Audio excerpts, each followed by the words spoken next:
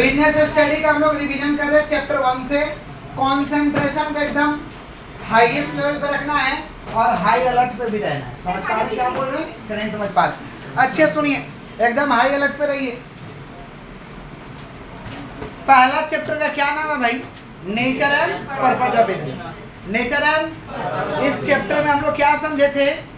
Act of human is called human activity. Act of human is called, मनुष्य कोई भी काम करेगा उसे ह्यूमन एक्टिविटी कहते हैं। मनुष्य दो तरीका का काम करता है, एक कमाने वाला और एक मन के शांति के लिए। मन के कमाने वाले काम को कहते हैं इकोनॉमिक एक्टिविटी और मेंटल सेटिस्फेक्शन के लिए काम करेंगे, मन के शांति के लिए काम करेंगे, उसे कहते हैं non economic activity. Non economic, अब कमाने के लिए हम तीन काम करते हैं, business, profession, employment.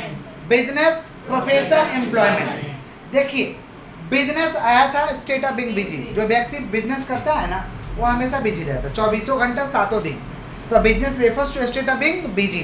State of being business का मतलब क्या होता है? Buying and selling of goods and services in a regular activity. In a regular वस्तु और सेवा का लगातार क्या करो, खरीदो, बेचो, बनाओ, बेचो, इसी को क्या कहते हैं? बिजनेस। इसी को क्या कहते हैं? बट हम WBCHSC का एक डेफिनेशन लिखाए थे, any activity directed to create value for removing one the man in society through recurring exchange. मैंने कोई भी काम करो जिसका एक वैल्यू हो, जिससे समाज के लोगों को जरूरत पूरा होता हो और यह लगातार होता हो, इसको क्या कहते हैं? बिजनेस। क्या कहते हैं? अच्छा, उसके बाद हम लोग पढ़े थे आपका प्रोफेशन। प्रोफेशन माने पेशा। प्रोफेशन के लिए तीन चीज चाहिए, special knowledge, special skill, special training. Knowledge होना चाहिए स्पेशल वाला। कौन सा नॉलेज? स्किल होना चाहिए। स्किल माने किसी भी परिस्थिति में धैर्य रखना है, अपा नहीं खोना है, इसको कहते हैं स्पेशल स्किल। स्पेशल ट्रेनिंग होना चाहिए, मतलब आप उस संबंधित को प्रैक्टिकली करके आए हो, इसको कहते हैं स्पेशल ट्रेनिंग। एग्जाम्पल है डॉक्टर, लॉयर, डॉक्टर, CA, ये सब क्या है भाई? किसका एग्जाम्पल है? प्रोफेसर। किसका एग्जाम्पल है? एम्प्लॉयमेंट का मतलब होता है नौकरी करना। क्या करना? नौकरी में क्या होता है? एक व्यक्ति दूसरा के लिए क्या करता है? रेगुलरली काम करता है और महीनों दिन उसे पैसा मिल जाता है, इसको कहते हैं एम्प्लॉयमेंट। क्या कहते हैं? Employment is an economic activity. सुन रहे हैं आप? Employment is an economic activity in which an individual work regularly for another person and get remuneration in return. उसके बदले उसे महीना मिलता है, इसको क्या कहते हैं भाई? एम्प्लॉयमेंट। क्या कहते हैं? एम्प्लॉयमेंट। अब चाहे प्राइवेट जॉब करिए या गवर्नमेंट जॉब करिए, नौकरी करने को कहते हैं एम्प्लॉयमेंट। नौकरी करने को क्या कहते हैं? समझ गए क्या बोले कि नहीं समझ पा रहे? डिफरेंस पढ़ाया था बिजनेस, प्रोफेशन, एम्प्लॉयमेंट में। तो पहले तो डेफिनेशन हो जाएगा। रिस्क, बिजनेस में ह्यूज रिस्क, प्रोफेशन में लिटिल रिस्क, एम्प्लॉयमेंट में no risk. Capital required according to nature and size of the business. According to nature and size of the profession में capital required up to the limited amount. नौकरी में कोई capital का दरकार, no need of capital, no need of. Business का objective है profit motive, profession का objective है सर्विस मोटिव, एम्प्लॉयमेंट का भी ऑब्जेक्टिव है profit motive in the form of salary. In the form of क्या? सैलरी। नेक्स्ट हम लोग का टॉपिक था कॉमर्स। कॉमर्स क्या होता है? कॉमर्स में वो सारे गतिविधि ऐड होगा जो प्रोड्यूसर से गुड्स उठा के कस्टमर तक पहुंचा देगा। प्रोड्यूसर से गुड्स उठाए कहाँ तक पहुंचा देगा? वो सारे गतिविधि रहेगा, उसको कॉमर्स कहते हैं। आप जो पढ़ाई करो वाला कॉमर्स नहीं, कॉमर्स माने वाणिज्य। Commerce include all those activity which establish link from producer to transferring of goods to ultimate consumer. Transferring of goods from producer to ultimate consumer, इसको क्या कहते हैं? कॉमर्स। क्या कहते हैं? कॉमर्स नहीं था ना तो बड़ा दिक्कत होता था कि गुड्स बना लिए तो बेचे किसको? पर्सन से संबंधित दिक्कत था, किस जगह में बेचे, प्लेस से संबंधित दिक्कत था। समझ पा रहे? टाइम, गुड्स तो बना लिए, रखे किधर? सालों भर चलाना है तो कैसे रखे, ये दिक्कत था। टाइम से संबंधित दिक्कत था, रिस्क था। समझ पा रहे? एक्सचेंज करने में दिक्कत था, नॉलेज नहीं था कहाँ बेचे, ये समस्या था। ये सब समस्या को कॉमर्स आके सोल्व किया, तो इसको लिखना है helps in removing the hindrance of person. Helps in removing the hindrance of माने पर्सन संबंधित समस्या को खत्म किया, प्लेस संबंधित समस्या को खत्म किया। प्लेस जगह जगह ट्रांसपोर्ट माल पहुंचा देगा, पर्सन माने क्या? कस्टमर को माल बेच देंगे, होलसेलर रिटेलर को बेच देंगे। समझ रहे हैं क्या बोल रहे हैं? एक्सचेंज, बैंक बोला एक्सचेंज करवा देंगे, पैसा का लेन देन करवा देंगे, टेंशन का कोई बात नहीं। टाइम, एक बार गुड्स बनाते हैं साल भर खाते हैं, गोडाउन में रख दो। वेयर हाउस, टाइम संबंधित समस्या कौन खत्म किया? Ware house. नॉलेज, एडवर्टीजमेंट देता आपको। रिस्क को कौन कवर किया? इंश्योरेंस। कौन कवर किया? तो ये समस्या था, person, place, time, exchange, risk, knowledge. ये समस्या था, ये सब समस्या को खत्म किया। कौन खत्म किया? कॉमर्स। नेक्स्ट है हम लोग का इंडस्ट्री। नेक्स्ट क्या है? गुड्स बनता है भाई, where the raw material converted into finish goods, where the raw material converted into with the use of human and mechanical power, with the use of human and mechanical, मनुष्य के जरिए, machine के जरिए जब हम रॉ मटेरियल को finish goods के रूप में तैयार कर लेते हैं, उसको क्या कहते हैं? इंडस्ट्री। क्या कहते हैं? इंडस्ट्री दो तरीका का वस्तु बनाता है, एक है कंज्यूमर गुड्स, दूसरा है कैपिटल गुड्स। कंज्यूमर गुड्स का मतलब क्या होता है भाई? ऐसा सामान जो कस्टमर को बेच देंगे, कस्टमर को बेचने के लिए बनाया, कस्टमर को खाने के लिए गुड्स बनाया, इसको क्या कहते हैं? Consumer goods. कैपिटल गुड्स माने ड्यूरेबल गुड्स, जो लंबे समय तक टिकेगा, इसको क्या कहते हैं? Durable goods. इंडस्ट्री कितना तरीका का होता है भाई? 3, प्राइमरी, सेकेंडरी, टर्शियरी। बोले क्या बोले? जोर से बोलिए। प्राइमरी माने प्राथमिक उद्योग, प्राथमिक, इसमें 2 चीज आता है, जेनेटिक, एक्सट्रैक्टिव। जेनेटिक माने पशुपालन, खेती बाड़ी करना, इसको कहते हैं जेनेटिक। एक्सट्रैक्टिव माने जमीन से मिट्टी निकाल लेना, तालाब से मछली निकाल लेना, एक्सट्रैक्शन ऑफ नेचुरल रिसोर्सेज इसको कहते हैं, जंगल से लकड़ी काट लेना, ये सब होता है एक्सट्रैक्टिव। सेकेंडरी में 2 चीज आता है, मैन्युफैक्चरिंग, कंस्ट्रक्शन। मैन्युफैक्चरिंग का मतलब गुड्स बना के बेचेंगे, गुड्स बना के। अब बंगाल में तो कंस्ट्रक्शन का ही राज है, झोपड़ी तोड़ो बिल्डिंग बनाओ। समझ पा रहे हैं? समझ पा रहे हैं? दिस इज द रूपरेखा ऑफ लंदन। समझ रहे हैं? इसको कहते हैं कंस्ट्रक्शन। क्या कहते हैं? तो सेकेंडरी इंडस्ट्री में 2 है, मैन्युफैक्चरिंग और कंस्ट्रक्शन। मैन्युफैक्चरिंग और कंस्ट्रक्शन में रोड बनाओ, बिल्डिंग बनाओ, डैम्स बनाओ, इसको क्या कहते हैं? कंस्ट्रक्शन। मैन्युफैक्चरिंग मैंने गुड्स बना के बेच दो, गुड्स बना के। टर्शियरी मैंने सेवा, सेवा कौन देगा? Bank, insurance, warehouse, transport, communication. Bank सेवा देगा, इंश्योरेंस देगा, वेयर हाउस देगा, ट्रांसपोर्ट, कम्युनिकेशन। बैंक माने क्या? पैसा का लेन देन करवा देगा, लोन दे देगा। इंश्योरेंस रिस्क को कवर कर देगा। वेयर हाउस, गोडाउन में माल रख दो, सालों भर चलेगा। ट्रांसपोर्ट, एक जगह से दूसरी जगह तक गुड्स को पहुंचा देगा। समझ रहे हैं? इंश्योरेंस रिस्क को कवर कर देगा। समझ पा रहे हैं क्या बोले कि नहीं समझ पाए? ये सब टर्शियरी इंडस्ट्री है। कॉमर्स का भी टाइप्स था। कॉमर्स 2 तरीका का था, ट्रेड और एड्स टू ट्रेड, जिसको ऑक्सिलरी टू ट्रेड भी कहते हैं। तो ऑक्सिलरी टू ट्रेड का मतलब ट्रेड को मदद कौन करेगा? ट्रेड को मदद करेगा bank, insurance, transport, warehouse, communication. Bank, insurance, transport, warehouse. और ट्रेड 2 तरीका का था, internal trade, external trade. Internal trade को होम ट्रेड कहते हैं, डोमेस्टिक ट्रेड कहते हैं, माने हमारे देश के अंदर अंदर धंधा करेंगे, इंटरनल। अपने देश के अंदर अंदर धंधा करेंगे, इंटरनल। अपने देश के बाहर ज़्यादा के बेचेंगे, एक्सटर्नल। बाहर से खरीदेंगे, एक्सटर्नल माने फॉरेन ट्रेड। एक्सटर्नल माने कौन सा ट्रेड? अब इंटरनल ट्रेड 2 तरीका का था, होलसेल ट्रेड, रिटेल ट्रेड। ज़्यादा मात्रा में किनेंगे, ज़्यादा मात्रा में बेचेंगे, होलसेल। थोड़ा थोड़ा किनेंगे, थोड़ा थोड़ा। रिटेल के पास जो भी खोजिएगा वो मिल जाएगा, लेकिन होलसेलर के पास 1 से 2 लाइन का ही प्रोडक्ट मिलता है, 1 से 2 तरीका का ही प्रोडक्ट मिलेगा। किसका बात करें? होलसेल। किसका? और रिटेल क्या होता है भाई? जैसा माल खोजोगे वैसा दे देंगे। तेल चाहिए तेल दे देंगे, गुटखा चाहिए गुटखा दे देंगे, पेस्ट चाहिए पेस्ट दे देंगे, आलू चाहिए आलू दे देंगे, समझे? प्याज भी दे देंगे। चलिए, इसी को रिटेल कहते हैं। आगे बढ़ें। अच्छा, फॉरेन ट्रेड 3 तरीका का था, एक्सपोर्ट, इंपोर्ट, एंट्रीपोर्ट। एक्सपोर्ट में दूसरे देशों को बेचेंगे, दूसरे देशों को बेचेंगे, एक्सपोर्ट, दूसरा देश, अपना देश में नहीं। और इंपोर्ट में दूसरा देश से खरीदेंगे, दूसरा देश से। और एंट्रीपोर्ट में दूसरा देश से खरीद के लाएंगे और तीसरे देश को बेच देंगे। दूसरा देश से खरीद के लाएंगे तीसरे देश को, इसको क्या कहते हैं? एंट्रीपोर्ट। क्या कहते हैं? इंग्लिश में डेफिनेशन बता रहे, बताना आप लोग क्या होता है। Internal trade refers to buying and selling of goods and services within the geographical boundary of a country. इसको कौन सा ट्रेड कहेंगे? इंटरनल। कौन सा? फिर buying and selling of goods and services beyond the geographical boundary of a country. क्या कहेंगे? External. Goods sold to the Bangladesh क्या है? Export. Goods purchase from America, import. Goods purchase from America for the purpose of cell them to the Afghanistan, ये क्या है? एंट्रीपोर्ट। ये क्या है? समझ रहे हैं? Goods buying and selling in large quantity क्या है? Wholesale. Goods buying and selling in small quantity. ठीक है ठीक है ठीक है, पहचान रहे हो? Business risk means chances of loss. Chances of loss का चांसेस बना रहेगा, उसको बिजनेस रिस्क कहते हैं। क्या कारण है भाई? दो कारण है। एक है नेचुरल कारण, समझ रहे? नेचुरल, भगवान का कोई करिश्मा हो गया। और एक क्या हुआ है? नेचुरल कॉजेज माने एक्सटर्नल आ गया। और एक होता है इंटरनल कॉजेज, आपका टीम सही से काम नहीं कर रहा, स्टाफ नेग्लिजेंस कर रहा है, पुअर मैनेजमेंट है, नेग्लिजेंस ऑफ स्टाफ, स्टाफ सही से काम नहीं करता है, स्टाफ हाथ से काम नहीं करके पाँव से काम करता है, समझ रहे हैं क्या बोले कि नहीं समझ रहे हैं? हाँ, बिना मन का भी कंपटीशन जिसको कहते हैं, मैंने बिना मन से काम कर रहा है वो गलत सलत काम कर देगा। इसको हम क्या कहते हैं भाई? Internal causes. क्या कहते हैं? तो इंटरनल कॉजेज में आएगा कि इनएफिशिएंट मैनेजमेंट, मैनेजमेंट आपका ठीक नहीं है, poor negligence of staff, staff negligence कर रहा है, पुअर वर्किंग कंडीशन, काम करने का तरीका एकदम घटिया है, काम करने का तरीका एकदम क्या है? इंडस्ट्रियल अनरेस्ट, बार बार आपका एम्प्लॉय स्ट्राइक करता है, लोग कुछ भी हो जाता है स्ट्राइक, काम नहीं होगा, pen down, slip down, sit down, ये सब स्ट्राइक है। ये सब क्या है? समझे क्या बोले कि नहीं समझे? मैंने स्टाफ आएगा काम नहीं करेगा, बैठ जाएगा, समझे? यही इंटरनल कॉजेज। एक्सटर्नल कॉजेज में आएगा नेचुरल कॉजेज, भगवान ने कुछ करिश्मा कर दिया, ये भगवान ही तो कर रहे हैं, बारिश अभी हो रहा है ना, कौन कर रहे हैं? भगवान, ठीक है। Natural causes. ह्यूमन कॉजेज, चोरी हो गया, डाका डाल दिए, ह्यूमन कॉजेज।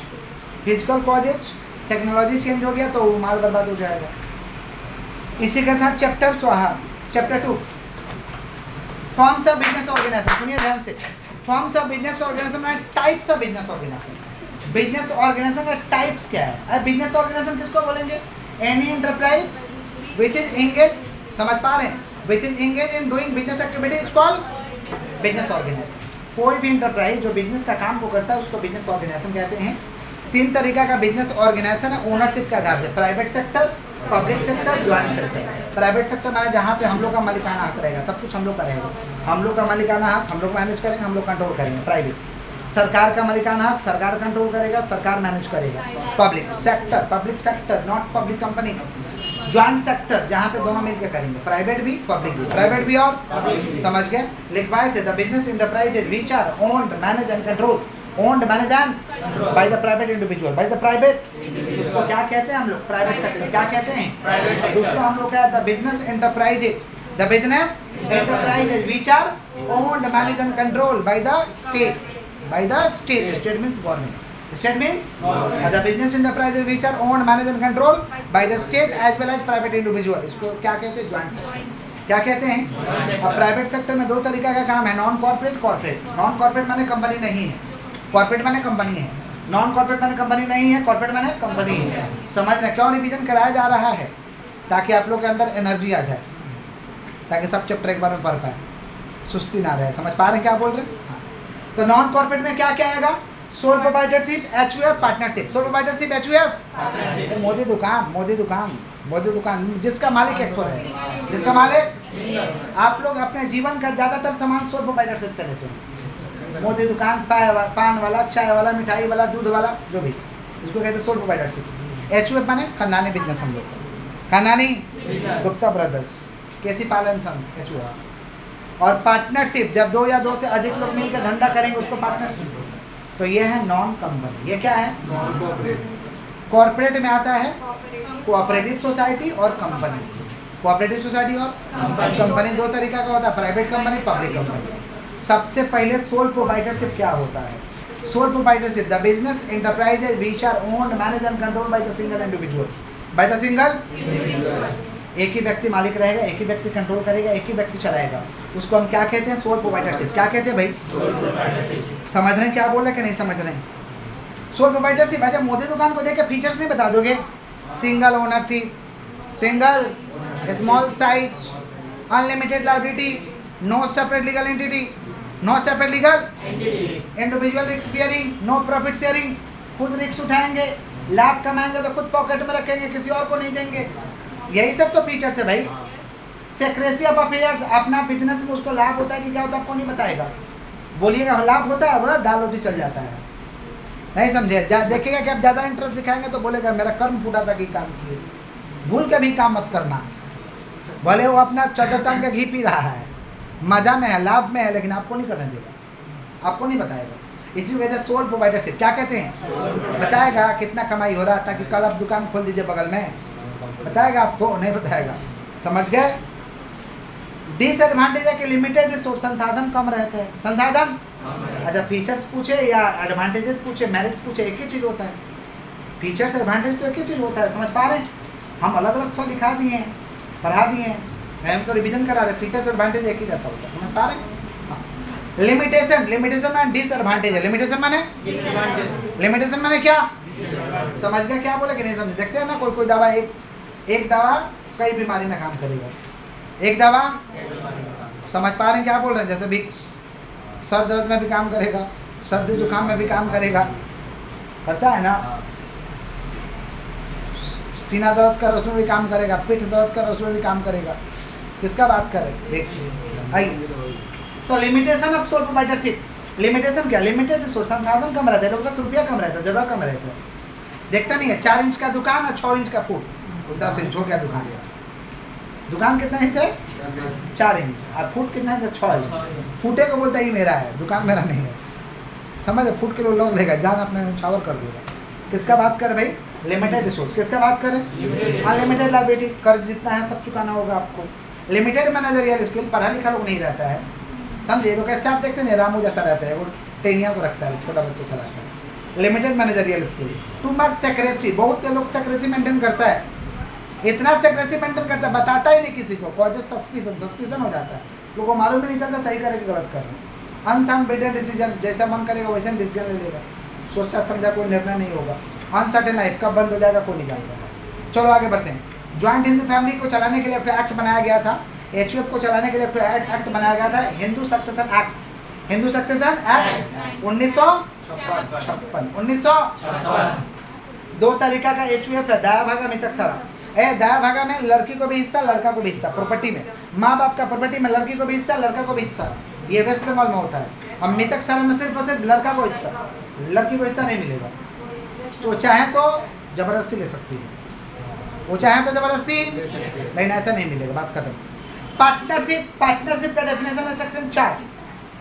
पार्टनरशिप का डेफिनेशन सेक्शन 4 में दिया गया। सेक्शन पार्टनरशिप को चलाने के लिए एक्ट बनाया गया था जिसका नाम था partnership act 1932। Partnership act, partnership act, जब 2 या 2 से अधिक लोग मिलकर बिजनेस करेंगे, धंधा करेंगे, उसको पार्टनरशिप।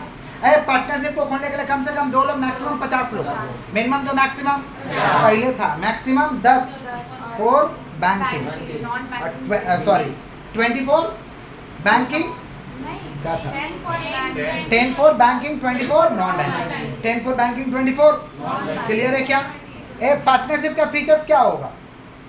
बिजनेस लॉफुल होना चाहिए, कम से कम 2 लोग होना चाहिए, मैक्सिमम कितना लोग? 50 लोग होना चाहिए। म्यूचुअल एजेंसी होना चाहिए, जो तेरा है वो, जो मेरा है वो। ओनली लायबिलिटी, ओनली, नहीं तो कल होकर पता चला बोल रहा है घर ही आपका मेरा है, तो गड़बड़ हो जाएगा। ऐसा नहीं बोल सकते आप, समझ? Only liability, only unlimited liability, no separate legal entity. ये सब फीचर्स है। किसका फीचर्स है? पार्टनरशिप। किसका फीचर्स? पार्टनरशिप 3 तरीका का होता है। पार्टनरशिप एट विल, जब तक इच्छा करेगा तब तक चलेंगे, जिस दिन इच्छा खत्म उस दिन पार्टनरशिप बंद। ऐसा पार्टनरशिप दिन भर चलता है, शाम को फाटाफाटी करके टूट जाता है, इसको कहते हैं partnership at will. Fix period partnership, 5 साल धंधा करेंगे साथ में, 2 साल करेंगे, 3 साल करेंगे, इट कैन बी रिन्यू, इसको रिन्यू कर सकते हैं। पर्टिकुलर पार्टनरशिप, एक पर्टिकुलर काम कर रहे हैं, purpose over, business get terminated. Business get, मान लो पार्टनरशिप कर लिए कि मेला आ रहा है, दुर्गा पूजा आ रहा है, जिलेबी बेचेंगे तंबू घर के, तो मेला खत्म, पार्टनरशिप खत्म। मेला खत्म, बलून बेचेंगे, समझे? एकदम फुलाएगा, एकदम बेचेगा, एकदम फुलाएगा, एकदम, मेला खत्म, धंधा खत्म। इसी को कहते हैं particular partnership. Types of partner है, पार्टनर्स का टाइप्स है। पहले एक्टिव पार्टनर, जो बिजनेस में डेली आएगा और बिजनेस को चलाएगा, जो बिजनेस में डेली आएगा और बिजनेस को एक्टिव। स्लीपिंग, जो बिजनेस में डेली नहीं आएगा, सब कुछ देगा लेकिन बिजनेस में डेली, उसको डोरमेंट पार्टनर भी कहते हैं। सीक्रेट पार्टनर, बिना नाम मत बताना, सब करेंगे बिना मत बताना। लिमिटेड पार्टनर, हम कुछ भी होगा तो इतना के लिए जिम्मेवार, इससे ज़्यादा के लिए जिम्मेवार, इसको कहते हैं limited partner. Partner in profit only, खाली लाभ में हिस्सा लेंगे, लॉस में हिस्सा। साइलेंट पार्टनर, समझे? कुछ भी हो जाए नाम मत बताना, कुछ भी हो जाए नाम, समझे? Silent partner. साइलेंट पार्टनर कैसा होता है? मान लीजिए ये भाई साहब तो एग्जाम्पल दिए तो ऑर्केस्ट्रा चल रहा है, मालिक हम नहीं चलाएगा ऑर्केस्ट्रा, तो हम नाम जाएगा तो गड़बड़ हो जाएगा ना। Silent partner. आइए, नॉमिनल या ऑस्टेंसिबल, ये कोई पार्टनर उटर नहीं है, खाली नाम यूज करता है कि हम उनका पार्टनर है, खाली नाम यूज करता है। एक और पार्टनर होता है माइनर पार्टनर, जिसका उम्र 18 साल से कम है उसको माइनर, जिसका उम्र, नाम हाथ से लिख दो, पेन पेन पेन। एक और होता है कौन सा पार्टनर? Minor partner. कौन सा पार्टनर? जिसका उम्र 18 साल से कम है वो माइनर है। कितने लोग माइनर है यहाँ पे? कितने लोग माइनर हो? Full hand, full hand, full hand, full hand उठाइए। कौन सा पार्टनर? एक का है, भगवान का आप लोग उठाइए पूरा, भगवान आप लोग पूरा उठाइए। ये कौन सा पार्टनर है? Minor partner. कौन सा? जिसका उम्र 18 साल से कम है। सब माइनर है यहाँ, ठीक है। चलो, जिसका उम्र 18 साल से कम है वो माइनर पार्टनर। लिख देना ब्रैकेट में, below age 18 years, below age 18 years लिख दिए। चलो बाद में लिखवा देंगे। चलो याद रखना, एक लाइन याद रख सकता है क्या लिख रहा है? सुनो, माइनर पार्टनर जिसका उम्र 18 साल से कम है वो माइनर है। आगे बढ़ते। पार्टनरशिप का रजिस्ट्रेशन नहीं कराओगे तो क्या होगा? कुछ नहीं होगा, आपस में केस नहीं कर सकते हो। रिटायर पार्टनर कभी भी ज्वाइन कर सकता है, आउटसाइडर को केस नहीं कर सकते। करना है तो सिर्फ और सिर्फ 100 रुपये का रिकवरी के लिए केस कर सकते हो।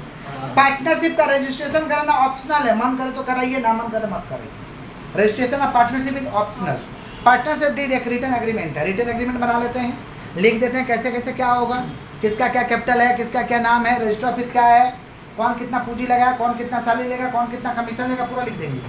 इसको कहते हैं पार्टनर डीड, पार्टनरशिप, और सारा पार्टनर साइन कर देगा। सारा partner partnership deed is a written agreement on stamp paper in which containing terms and condition of the partnership and sign by all partner. Sign by LLP limited liability partnership, limited liability. देखो partnership का ही ये type है, लेकिन यहाँ liability limited रहेगा। इसका registration कराना मैंडेटरी। इसको चलाने के लिए एक एक्ट बनाया गया था जिसका नाम है LLP एक्ट 2008। LLP एक्ट 2008 के तहत आपको रजिस्टर कराना पड़ेगा। मिनिमम पार्टनर इसके लिए खोलने के लिए 2, मैक्सिमम नो लिमिट, मैक्सिमम। इसको चलाने के लिए डेजिग्नेटेड पार्टनर चाहिए जिसके कंधों पे कंपनी LLP टिका है, जिसके कंधों पे LLP, जो डेली बिजनेस को चलाएगा, मैनेज करेगा, उसको कहते हैं डेजिग्नेटेड पार्टनर। क्या कहते हैं? LLP का फीचर्स पर आते हैं, सेपरेट लीगल एंटिटी। LLP अलग है और मालिक इसका, इसी को कहते हैं सेपरेट लीगल एंटिटी। LLP अपने नाम पे संपत्ति खरीद सकता है, किसी और के साथ कॉन्ट्रैक्ट कर सकता है, कोई गड़बड़ करेगा तो उस पर केस करेगा, और LLP गड़बड़ करेगा तो लोग भी उस पर केस कर सकते हैं। इसको कहते हैं separate legal entity. Perpetual existence, LLP मरने वाला नहीं है, पार्टनर आएंगे और पार्टनर लिमिटेड लायबिलिटी। लायबिलिटी क्या रहेगा? लिमिटेड रहेगा। कम से कम डेजिग्नेटेड पार्टनर 2 चाहिए जो डेली चलाएगा, जो आके डेली चलाएगा। डेजिग्नेटेड पार्टनर बनना तो DPIN बनाना पड़ेगा, डेजिग्नेटेड पार्टनर आइडेंटिफिकेशन नंबर, ताकि पार्टनर मुंह काला करके भागे तो उसको पकड़ सके। समझ रहे हैं? मुंह काला माने पैसा लेके भागे, गड़बड़ करके भागे, घोटाला करके भागे तो उसको पकड़ सके। इसको कहते हैं डेजिग्नेटेड पार्टनर। क्या चाहिए? Designated partner identification number. Maintain annual account, सालाना अकाउंट सबको बनाना होगा। सबमिशन ऑफ अफेयर, साल भर क्या के LLP के रजिस्ट्रार में बताओ, जिधर तुम जन्म लिए उधर बताओ जाके कि हमने साल भर में ये किया है। इसको कहते हैं submission of affair. Submission of cooperative society को चलाने के लिए एक एक्ट बनाया गया था जिसका नाम था cooperative society act 1912। Cooperative society act 1912, cooperative society act 1912। Cooperative society को खोलने के लिए कम से कम 10 लोग चाहिए। कम से कम 10 लोग। कितना लोग चाहिए? 10 लोग। कोऑपरेटिव सोसाइटी का एग्जाम्पल था अमूल दूध, अमूल कंपनी कोऑपरेटिव सोसाइटी के तहत धंधा करता है। फीचर्स क्या इसका? वॉलंटरी एसोसिएशन, आप अपने मर्जी से इसमें जुड़ सकते हैं और बाहर जा सकते हैं। रिलीजियस एंड पॉलिटिकल न्यूट्रलिटी की, यहाँ पे धर्म का कोई मैटर नहीं है, आप किसी भी धर्म का हो आप आ सकते हैं कोऑपरेटिव सोसाइटी में, किसी पॉलिटिकल पार्टी का आप आ सकते हैं, ये सब मैटर नहीं करते हैं। सर्विस मोटिव, सेवा देना काम है, सेवा देना। सेपरेट लीगल एंटिटी, कंपनी वाले का है मालिक, इक्वल वोटिंग राइट, सबका इक्वल वोटिंग राइट रहेगा। प्रॉफिट होगा तो सब में बांट दिया जाएगा। Distribution of surplus, distribution of. Cooperative society 5 तरीका का होता है। कंज्यूमर कोऑपरेटिव सोसाइटी, प्रोडक्ट बनाएंगे consumer cooperative society. Producer cooperative society, खेती बाड़ी करेंगे, खेती करेंगे हम लोग। कोऑपरेटिव मार्केटिंग सोसाइटी, लोगों तक नॉलेज देंगे, किसी का प्रोडक्ट का प्रचार करेंगे, इसको कहते हैं marketing society. Cooperative credit society, bank खोलेंगे, बैंक। कोऑपरेटिव और क्या था? हाउसिंग सोसाइटी ना, housing society. Cooperative housing society में घर बना के देंगे, घर बना के बेचेंगे, घर बना के। फार्मिंग सोसाइटी, खेती करेंगे, मुर्गी पालन करेंगे, समझे? मुर्गी पालन करेंगे, गाय पालन करेंगे, फार्मिंग सोसाइटी। आगे बढ़ते। कंपनी का सेक्शन था 2 subsection 20। Company means company which is incorporated under this act और प्रीवियस कंपनी एक्ट। कंपनी का मतलब कंपनी होता है जो या तो इस एक्ट में पैदा हुआ या तो पिछला एक्ट में पैदा हुआ था। इस एक्ट का नाम क्या है? Company act 2013। और पिछला एक्ट का क्या नाम था? Company act 1956। Company act 1956। एक कंपनी का फीचर्स क्या होगा? सेपरेट लीगल एंटिटी, कंपनी अलग, मालिक आर्टिफिशियल पर्सन है। परपेचुअल सक्सेशन, मेंबर आएंगे और मेंबर। लिमिटेड लायबिलिटी है, लिमिटेड। इसको चलाने के लिए एक्ट बनाया गया था जिसका क्या नाम है? Company act 2013, company act 2013। Company दो तरीके का, private company, public company. Private company, private को खोलने के लिए कम से कम 2 लोग, मैक्सिमम 200, कम से कम मिनिमम 2, मैक्सिमम 200। बोलो क्या बोलो, जोर से बोलो। कौन सा कंपनी के लिए? प्राइवेट। पब्लिक को खोलने के लिए minimum 7, maximum no limit, maximum. Private company public company को खोलने के लिए कुछ पैसा होना चाहिए। कंगाली लोग कंपनी खोलेगा क्या? Minimum paid up share capital तो होना चाहिए, समझे? डायरेक्टर कम से कम 2 हो, डायरेक्टर मैन जिसके कंधों पे कंपनी टिका रहे। प्राइवेट के लिए कम से कम 2 डायरेक्टर, पब्लिक के लिए कम से कम 3 डायरेक्टर। प्राइवेट के लिए 2, पब्लिक के लिए 3। प्राइवेट का अंत में लिखा रहेगा पीबीटी एलटीडी, क्या लिखा रहेगा? और पब्लिक का अंत में लिखा रहेगा only LTD, only. Private company का शेयर खुलेआम जनता को नहीं बेच सकते हैं, पब्लिक कंपनी का शेयर खुलेआम जनता को बेच सकते हैं, खुलेआम जनता को।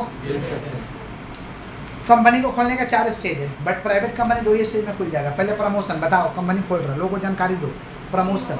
फिर रजिस्ट्रेशन, इनकॉर्पोरेशन।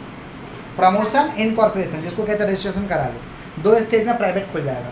पब्लिक खोलना है तो 2 और स्टेज, कैपिटल सब्सक्रिप्शन, जनता से पूंजी मांगेंगे, शेयर बेचेंगे, और फिर प्रेस कॉन्फ्रेंस बुला के बोलेंगे कि बिजनेस चालू हो गया, कमेंसमेंट, जैसे जियो किया था। तो 4 स्टेज है, promotion, incorporation, capital subscription, commencement of business. Company को खोलने के लिए 2 महत्वपूर्ण डॉक्यूमेंट बनाना पड़ेगा, एमओए और एओए। एमओए और memorandum of association, articles of association. Memorandum of association बाहरी पार्टी से संपर्क रखता है, it is concern with the external party, it is concern with the, it is a charter of company. Every company can not do the act beyond the power of MOA. कोई भी company MOA के खिलाफ काम नहीं कर सकता है, कोई भी कंपनी एमओए के खिलाफ काम, ये कंपनी का चार्टर डॉक्यूमेंट है, गाइड करता है। क्या करता है? एमओए में टोटल 6 तो क्लॉज लिखा रहेगा।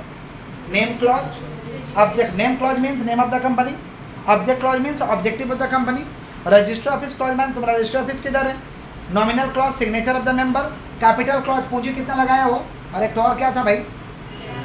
लायबिलिटी क्लॉज, कितना लायबिलिटी उठाओगे, कहाँ तक जिम्मेवारी लेते हो। आर्टिकल्स ऑफ एसोसिएशन अंदर का पार्टी से संबंध रखता है, it is concern with the internal party. Internal rules regulation लिखा रहेगा, कहाँ पे? Articles of association. Articles of क्या? प्रोस्पेक्टस। प्रोस्पेक्टस माने निमंत्रण देते, आइए आइए मेरे कंपनी में पैसा लगाइए। Prospectus means invitation given to the public for the subscription of shares and debenture, for the subscription of shares and, इसको क्या कहते हैं? प्रोस्पेक्टस। क्या कहते हैं? जनता को निमंत्रण देते, आइए हमारे कंपनी में पैसा लगाइए, इसको क्या कहते हैं? प्रोस्पेक्टस। समझ पा रहे? बिजनेस को स्टार्ट करना है, बिजनेस चालू करना है, उसका कुछ पॉइंट था कि पहले क्या करोगे, चॉइस करो, choice of line of business, choice of line of size of business, किस आकार का बिजनेस करोगे, बिजनेस का तुम्हारा लोकेशन क्या होगा, किस जगह में करेगा business, location of business. Financial planning, रुपया का प्लानिंग तुम्हारा क्या है, कैसे पैसा लाओगे, फिजिकल फैसिलिटी, क्या क्या जगह दोगे, कैसे फैसिलिटी दोगे लोगों को बैठने का, प्लान लिया कैसे तुम्हारा स्ट्रक्चर होगा, और फिर इतना करके जान लोगे, धंधा को लॉन्च करो। Launching the enterprise, launching the, ये फीचर्स है, समझ पा रहे?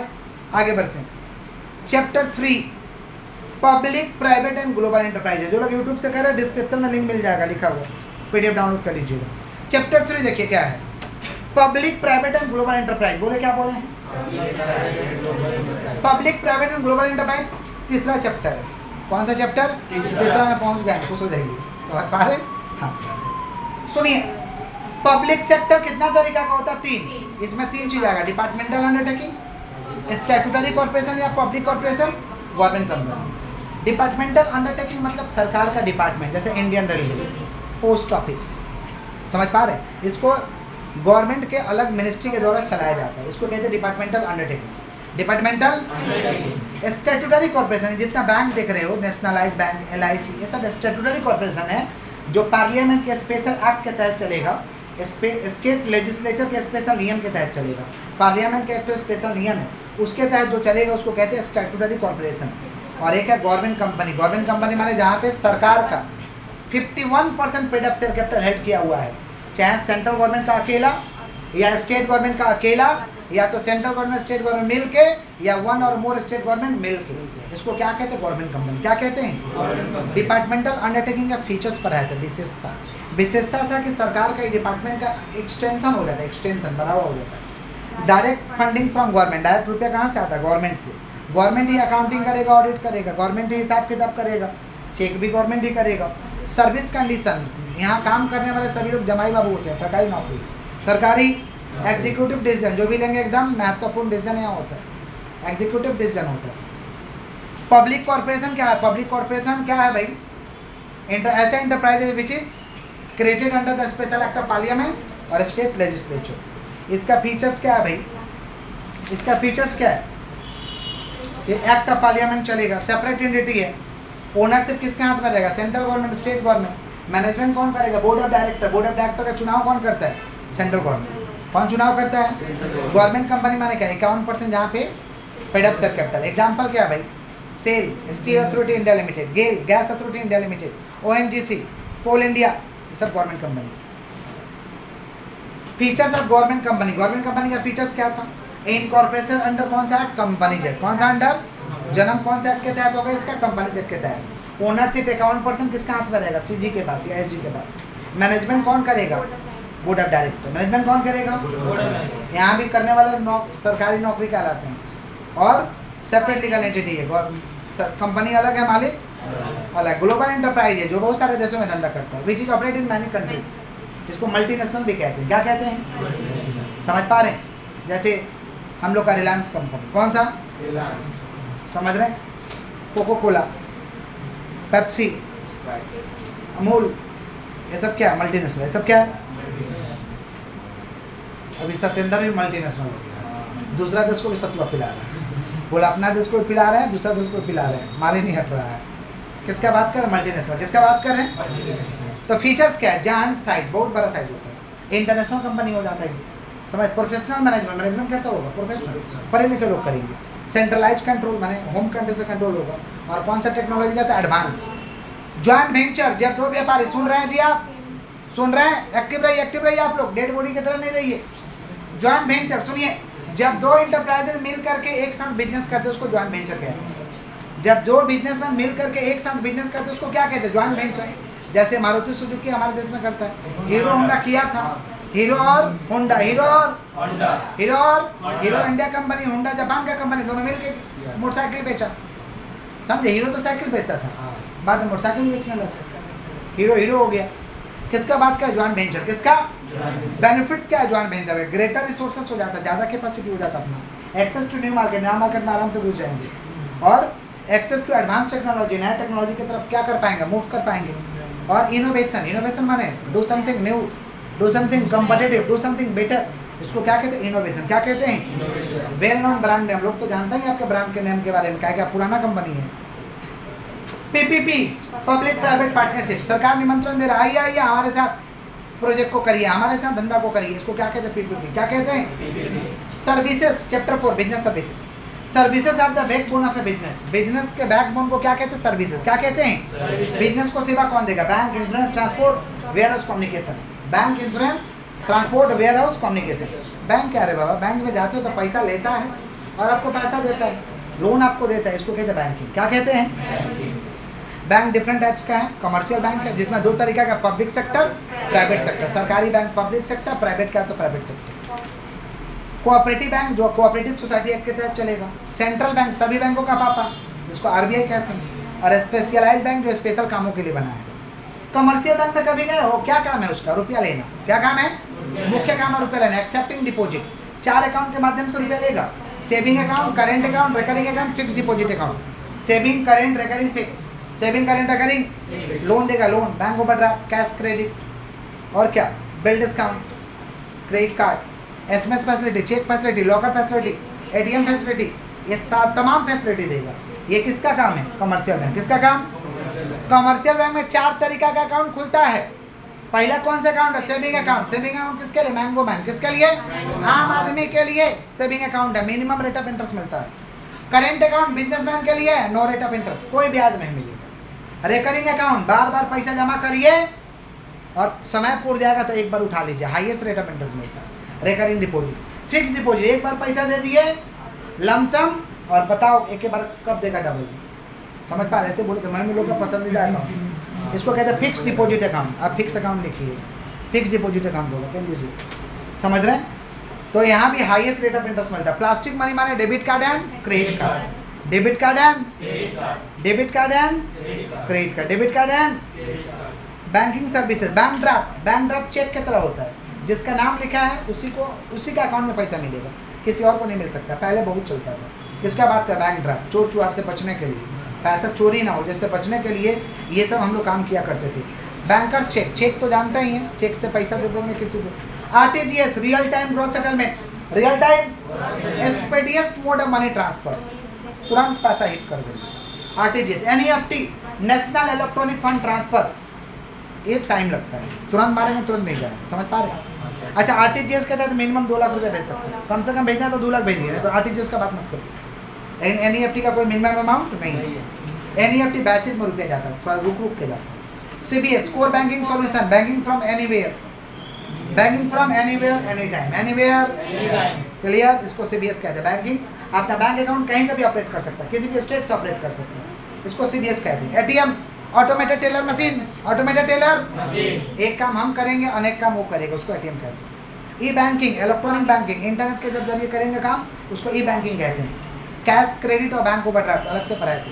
कैश क्रेडिट बिजनेसमैन को वर्किंग कैपिटल के तौर पे धंधा करने के लिए लोन दिया जाता है, इसको कहते हैं कैश क्रेडिट। ये लोन जब मांगेगा ना कैश क्रेडिट, तो आपको अलग से एक अकाउंट खोल देगा, और मान लीजिए 5 लाख लोन आपको पास हुआ, तो 5 लाख रुपये उसमें डाल देगा, और बोल देगा आप चाहें तो एक बार उठा सकते हैं 5 लाख, और चाहें तो आपको जितना ज़रूरत है उतना निकाल सकते हैं, जितना उठाइएगा उतना पे ब्याज लगेगा। पूरा 5 लाख उठा लिया तो पूरा 5 लाख पे ब्याज लगेगा। 6 महीना बाद कमा लिए, अब पूरा 5 लाख पेड कर दिए तो 6 महीने का ब्याज लगेगा। फिर साल भर बाद दरकार पड़ा था, फिर उसमें से निकाल दिए, समझ गए, इसको कहते हैं कैश क्रेडिट। समझे, बहुत अच्छा ये लोन है, मुद्रा लोन जिसको कहते हैं। Bank overdraft is a temporary arrangement of loan, temporarily bank आपको लोन देगा, आपके अकाउंट में पैसा नहीं रहेगा फिर भी देगा, लेकिन इसके लिए गिरवी लगेगा। कैश क्रेडिट के लिए कोई गिरवी नहीं लगेगा, लेकिन इसके लिए गिरवी देना पड़ेगा, सोना दो, फिक्स डिपॉजिट का कागज दो, जमीन का कागज दो, घर का कागज दो, समझे, इसको कहते हैं बैंक ओवरड्राफ्ट। आगे बढ़े।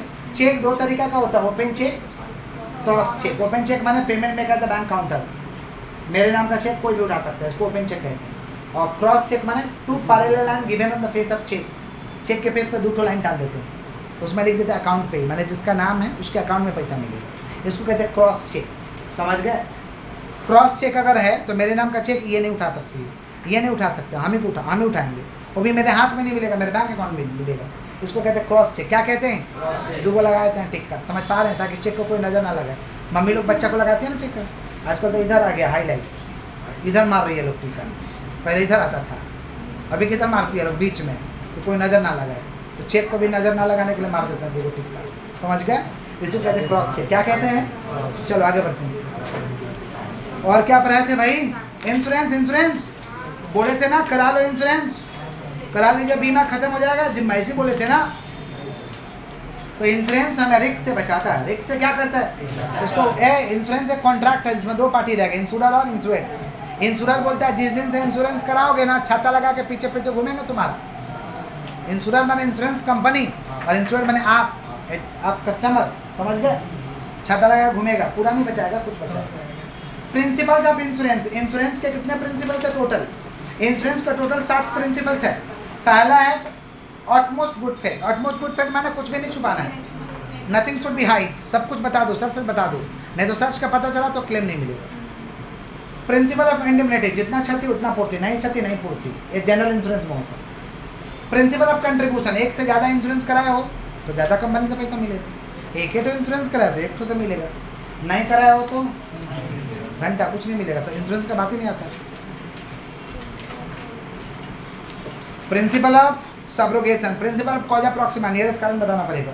Principle of mitigation of loss, loss को मिटिगेट कर देंगे। टाइप्स ऑफ इंश्योरेंस 2 तरीका का होता है, लाइफ इंश्योरेंस, जनरल इंश्योरेंस। हम लोग का बॉडी का इंश्योरेंस होगा लाइफ इंश्योरेंस, जनरल इंश्योरेंस में आता है हेल्थ इंश्योरेंस, बीमारी का इलाज कराएंगे, बीमारी के लिए इंश्योरेंस कराएंगे। फायर इंश्योरेंस, आग लग जाएगा तो उसके लिए। मरीन इंश्योरेंस, समुद्र के रास्ते से माल आ रहा है। मिसलेनियस इंश्योरेंस, मोबाइल चोरी हो गया या ट्रेन से जा रहे हैं उसके तहत आपका इंश्योरेंस हो जाता है, ये सब मिसलेनियस इंश्योरेंस है। उसके बाद आपका लाइफ इंश्योरेंस और जनरल इंश्योरेंस में difference. Life insurance, general insurance में लाइफ इंश्योरेंस लॉन्ग टर्म के लिए होता है, जनरल इंश्योरेंस 1 साल के लिए। लाइफ इंश्योरेंस को कहते हैं कॉन्ट्रैक्ट ऑफ गारंटी, जिंदगी के साथ भी और माना जिंदा रहोगे तुमको पैसा देंगे, मर जाएगा तुम्हारे घर वाले को पैसा देंगे। और जनरल इंश्योरेंस में क्षति होगा तो पूर्ति, नहीं क्षति होगा इसको कहते हैं contract of indemnity, contract of. Life insurance में नॉमिनेशन अलाउड, जनरल इंश्योरेंस में nomination. Life insurance long term के लिए, जनरल इंश्योरेंस 1 साल के लिए, शॉर्ट टर्म। कम्युनिकेशन, मैसेज भेजना, बातचीत करना, इसको कहते हैं कम्युनिकेशन। कम्युनिकेशन में sending information, 1% to another, 1% to, इसको क्या कहते हैं? कम्युनिकेशन। क्या कहते हैं? कम्युनिकेशन में दो तरीका से बात कर सकते हैं। पोस्ट खेलेंगे, पोस्ट के जरिए आपसे बात करेंगे, पोस्टल सर्विस, और टेलीकॉम, फोन के जरिए आपसे बात करेंगे, टेलीकॉम सर्विसेज। पोस्टल सर्विसेज में आता है मेल सर्विसेज, मेल के जरिए चिट्ठी पिट्ठी भेजेंगे। UPC under postal certificate, registered post जिसके नाम से उसी को देना, नहीं है वापस लेके आना। पार्सल, पैसा भेज देंगे, सामान भेज देंगे, गुड्स भेज देंगे, किताब भेज देंगे, पार्सल। स्पीड पोस्ट 24 घंटे के अंदर अंदर पहुँचेगा, speed post. Courier private company देता है, गुड्स को पार्सल करता है। आजकल फ्लिपकार्ट से जो माल ऑर्डर करते हैं, अमेजन से जो माल ऑर्डर करते हैं, लेके कौन आता है भाई? Courier company. कौन लेके आता है? Telecom services, fix line services, phone खाली उठाएंगे करेंगे और कुछ नहीं। सेलुलर मोबाइल सर्विसेज, जो पॉकेट में मोबाइल लेकर घूमते हैं उसको सेलुलर मोबाइल सर्विसेज बोलते हैं। रेडियो पेजिंग, रेडियो सुने हो 98.3। केबल सर्विसेज, केबल देखते हो, सास भी कभी बहुत थी, वीसेट, हाँ समझ रहे हैं। आइए DTH, direct to home, direct to SMS, short message services, fax, email, electronic mail, electronic, ये सब टेलीकॉम सर्विसेज। चलो आगे बढ़ते हैं, चैप्टर 5, लास्ट चैप्टर। खुश हो जाओ। इमर्जिंग मोड्स ऑफ बिजनेस, सुना ध्यान से। इमर्जिंग मोड्स ऑफ बिजनेस माने बिजनेस का क्या समझना है? रुझान, कि बिजनेस का रुझान किधर है? बिजनेस का रुझान, सुनिए ध्यान से, किधर है बिजनेस का रुझान? पहले ई बिजनेस क्या होता है? E business means buying and selling of goods through the internet, समझ पा रहे हैं? All commercial activity done through the internet, उसको क्या कहते हैं? E business. दो तरीका का बिजनेस है भाई, ट्रेडिशनल बिजनेस, ई बिजनेस। सुना, दुकान खोलना हो दीदी, सुना, दुकान जो रास्ता में चल उड़ रहा है वो सब कौन सा बिजनेस है? ट्रेडिशनल। और ई बिजनेस माने इंटरनेट के जरिए करोगे। ट्रेडिशनल बिजनेस को खोलना डिफिकल्ट है, ई बिजनेस को खोलना ईजी है। ट्रेडिशनल बिजनेस का हाई ऑपरेशनल कॉस्ट लगता है, ई बिजनेस का लो ऑपरेशनल कॉस्ट लगता है। ट्रेडिशनल बिजनेस में आपको फिजिकल प्रेजेंस रहना जरूरी है, ई बिजनेस में फिजिकल प्रेजेंस रहना जरूरी नहीं है। समझ गया क्या बोले कि नहीं समझे? ट्रेडिशनल बिजनेस को खोलना आपको डिफिकल्ट है, इसको खोलना इजी है। इसको खोलना डिफिकल्ट है, इसको खोलना इजी है। समझ पा रहे हैं? यहाँ टाइम बाउंडेशन है, यहाँ कोई टाइम बाउंडेशन नहीं है। यहाँ रिस्पॉन्स करने में टाइम लगेगा, यहाँ क्या होगा? इंस्टेंट रिस्पॉन्स होगा, तुरंत आपको रिस्पॉन्स कर दिया जाएगा। किसका बात कर? ई बिजनेस। ई बिजनेस के स्कोप है B2B, businessman to businessman, alibaba.com। खाली हम बिजनेसमैन को माल बेचेंगे, किसी और को नहीं बेचेंगे। B2C, businessman to customer, business to customer, business to Amazon, Flipkart. C2C, customer to customer, OLX, Quikr.com। Inter e commerce, अपने डिपार्टमेंट के लिए जो बनाए हैं, अपने डिपार्टमेंट के ऐप, अपने डिपार्टमेंट को मेंटेन करने के लिए जो बनाया उसको इंटर ई कॉमर्स कहते हैं। ई बिजनेस का क्या फ़ायदा भाई? ग्लोबल चॉइस, ग्लोबल क्या मिलता है? क्वालिटी ऑफ सर्विस मिलेगा, हम जैसा प्रोडक्ट चाहेंगे वैसा दिखाएगा, mass customisation, shorten supply chain, तुरंत हमें पता चल जाएगा क्या नहीं है। समझ रहे? Limitation of e business, e business का डिसएडवांटेजेस क्या है? डिसएडवांटेजेस को कहते हैं limitation. Lack of personal touch, नहीं चिनते हैं। अमेजन का दुकान किस कक्षा में छिपा आप जानते हैं? नहीं जानते। लैक ऑफ पर्सनल टच, नहीं चिनते हैं। डिले एंड डिलीवरी, कब माल आएगा नहीं जानते, कब माल आएगा? Delay and delivery. Unfamiliar with technology, नई टेक्नोलॉजी चलाने नहीं आता। हाई रिस्क, बहुत रिस्क है भाई। ह्यूमन रेजिस्टेंस, सीखने में दिक्कत होता है लोगों को। और एथिकल प्रॉब्लम है, मेरा डेटा कौन क्या कर रहा है हम थोड़ी जानते हैं, अपना डेटा तो दे दिए। ये सब डिसएडवांटेजेज है। ये सब क्या है? Lack of personal touch, high risk, delay and delivery, समझ रहे हैं क्या बोल रहे हैं? एथिकल प्रॉब्लम, ह्यूमन रेजिस्टेंस, ये सब डिसएडवांटेज है। किसका डिसएडवांटेज है? E business. किसका डिसएडवांटेज है? क्या क्या चाहिए? ई बिजनेस का धंधा करोगे उसके लिए क्या क्या चाहिए? उसके लिए चाहिए एडिक्वेट कंप्यूटर सिस्टम, कंप्यूटर तो रखना होगा ना, कंप्यूटर। टेक्निकली क्वालिफाइड पर्सन, पढ़ा लिखा व्यक्ति चाहिए, समझे? रामू रखोगे नहीं चलेगा, पढ़ा लिखा व्यक्ति चाहिए। Computerise system of receiving payment, पैसा लेने का तुम्हारे पास सिस्टम होना चाहिए। वेल डिजाइन वेबसाइट, एक तो वेबसाइट होना चाहिए, टेलीकम्युनिकेशन फैसिलिटी होना चाहिए। ऑनलाइन ट्रांजेक्शन किए हो, सबसे पहले सेलर को खोजते हैं, कंपनी को खोजते हैं, फिर सिलेक्शन ऑफ प्रोडक्ट को सेलेक्ट करते हैं, फिर प्लेसिंग द ऑर्डर, फिर पेमेंट मैकेनिज्म, बोलता पैसा कैसे देगा? हम लोग को ज़्यादा बढ़िया लगता है cash on delivery. Cash on delivery करना चाहिए, फंसने का चांस कम है। समझ पा रहे हैं? जिसको COD कहते हैं। डिलीवरी आता है दीदी, क्या पकड़ा रही है? डिलीवरी के बाद क्या है? पोस्ट सेल एक्टिविटी, उसके बाद भी एक्टिविटी होता है। माल खराब होगा बेटा रिटर्न लेके जाओ, माल खराब होगा क्या लेके जाओ? तो पहले selection of seller, selection of product, placing the order, payment mechanism और delivery, post sale activity. Post sale outsourcing, अपना काम थर्ड पार्टी को दे देंगे, अपना काम थर्ड पार्टी को देंगे, उसके बदले पैसा देंगे। मेरा काम तुम कर देना, मेरा काम अच्छा बताओ, मेरे पास जितना काम है सब काम हम ही कर लेते होंगे कि मेरा स्टाफ लोग करता होगा? सब काम हम कैसे कर लेंगे? समझ रहे हैं क्या बोल रहे? सब काम करेंगे समय कम पड़ जाएगा, तो स्टाफ लोग तो करता ही है ना। इसको क्या कहते हैं? आउटसोर्सिंग। क्या कहते हैं? ये दीदी बोले नहीं करता, तो 27-28 तो स्टाफ का पूजा करने के लिए रखते हैं। ये किसका बात का? Outsourcing. Work given to the third party, work given to the third party, उसके बदले क्या देते हैं? पैसा देते हैं। क्या देते हैं? आउटसोर्सिंग। दो तरीका काम है भाई, बीपीओ और केपीओ। बीपीओ और बिजनेस प्रोसेस आउटसोर्सिंग। नॉर्मल काम थर्ड पार्टी को दे देंगे, नॉर्मल काम समझे? तेल दे दिए, बोतल दे दिए, ढक्कन दे दिए, तेल डाल के बोतल पैक कर देना, सील लगा देना, तो कोई भी कर देगा। रामू को भी देंगे, कर देगा, करेगा ना? बोलो। बीपीओ, बिजनेस प्रोसेस आउटसोर्सिंग, माने नॉर्मल काम किसी को भी दे दो, नॉर्मल काम क्लियर। और केपीओ नॉलेज प्रोसेस आउटसोर्सिंग, वो काम नॉलेज व्यक्ति को देंगे, हाईएस्ट एक्सपर्टाइज व्यक्ति को देंगे। अंडू पंडू को नहीं दे सकते हैं, अंडू पंडू को देके बर्बाद कर देगा काम को। इसको कहते हैं केपीओ। क्या कहते हैं? अब मान लो कोई मर्डर केस लड़ना है तो मर्डर स्पेशलिस्ट को देते हैं, नॉर्मल वकील को देखो बेटा हारिए जाएगा, फांसी का सजा करवा देगा तुम्हारा, नहीं समझे? तो किसको देंगे? KPO, knowledge process outsourcing. बोलो क्या बोले? इसी के साथ हम लोग का चैप्टर और रिवीजन सारा चैप्टर खत्म। That's all.